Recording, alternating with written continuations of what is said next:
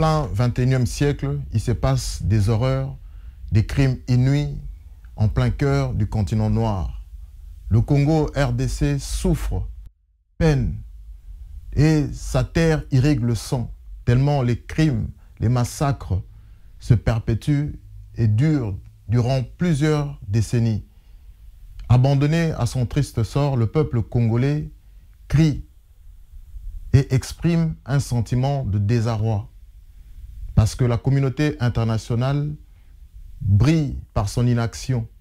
Une communauté internationale à la fois pompier et pyromane, pourtant elle dispose des leviers politiques, militaires, économiques, voire sécuritaires pour tracer une ligne rouge et poursuivre les commanditaires de massacres qui sévissent en aire de Congo.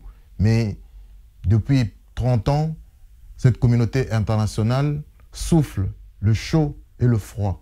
Et pour nous, Congolais, il est impérieux aujourd'hui de prendre la mesure de la situation pour essayer de discerner, de comprendre effectivement ce qui se passe. Dans cette dynamique, j'ai eu l'initiative d'écrire un livre qui s'intitule « Un génocide oublié au cœur de l'Afrique, l'autre visage de la communauté internationale ». Il était pour moi urgent, en tant qu'auteur-écrivain, de rendre hommage aux millions de victimes congolaises massacrées dans des circonstances effroyables, dont le sang, disais-je, irrigue la terre du Congo, mais aussi dénoncer cette communauté internationale qui joue aux pompiers et aux pyromanes, mais aussi et surtout interpeller la communauté humaine sur la commission du crime de génocide en cours en RD Congo. Et ce livre est disponible sur toutes les plateformes de distribution du livre, à la FNAC, Amazon, Kobo Rakuten, Bol, etc.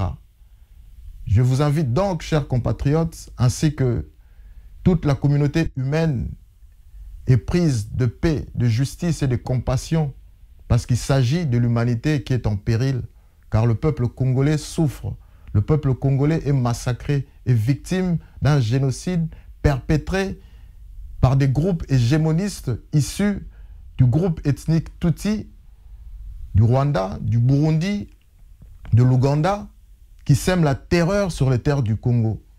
Il est donc urgent pour nous d'intervenir, de réfléchir, de discerner et de tirer les conséquences sur ce qui se passe au Congo. Que vive la RDC, que vive le peuple congolais.